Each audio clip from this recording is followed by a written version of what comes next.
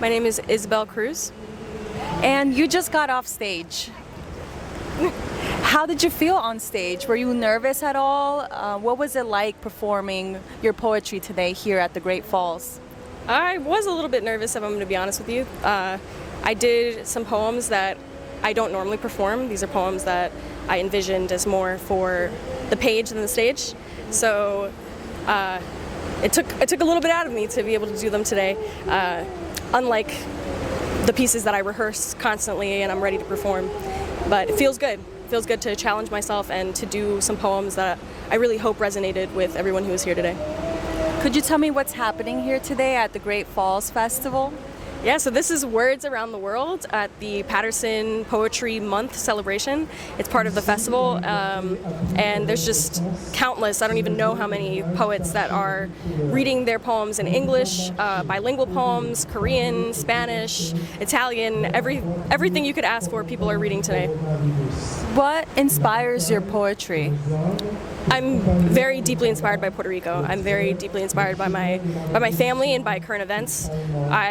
I feel like sometimes the only time when those of us who are not politicians or influencers or anything can get a captive audience is when we're on stage doing our poetry.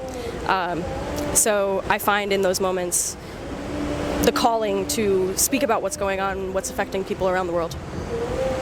What would you say is the impact that sharing poetry like that has on the community? I think people can rethink some of maybe their deep-seated positions. People learn things that they never knew.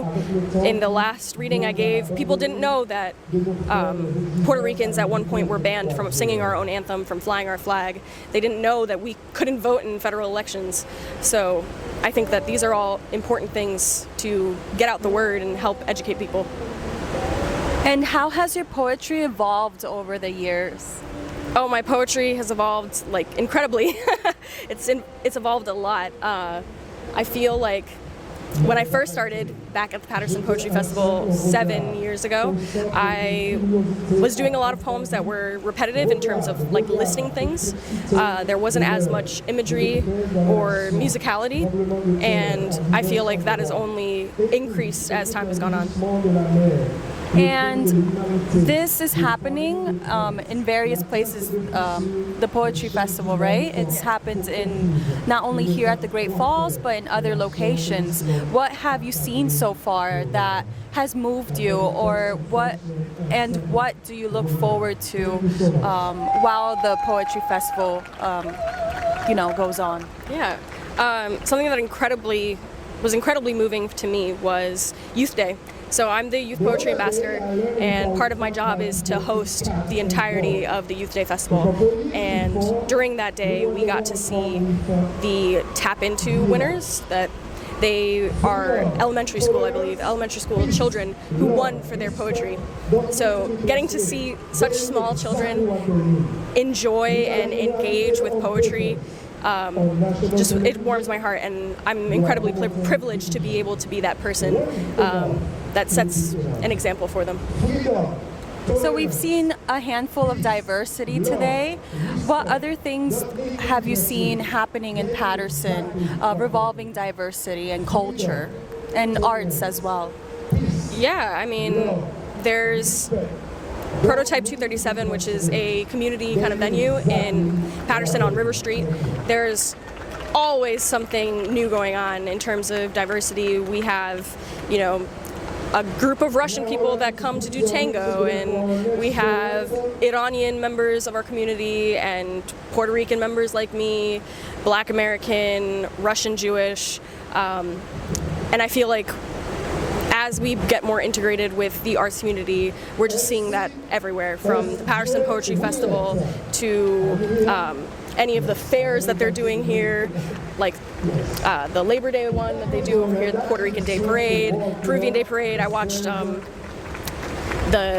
World Cup on the streets of Paterson, just a giant jumbotron. I have no clue where I was, but just seeing Peruvian and Argentinian people come out in force like that was fantastic. And what's next for you in poetry? Well, hopefully I will publish. That would be great. I want to submit and write as much as possible and maybe get my MFA, but I will always be connected to Paterson. And what advice would you give to someone like a young poet or someone that is contemplating doing poetry? I would tell them just write as much as possible and don't judge yourself while you're writing. That is my critical flaw. Do not edit while you're writing, just write it all down, go back, and find a trusted reader, whether that is a teacher or a friend or even a parent that you feel comfortable enough to show your poetry and reaffirm your talent in writing.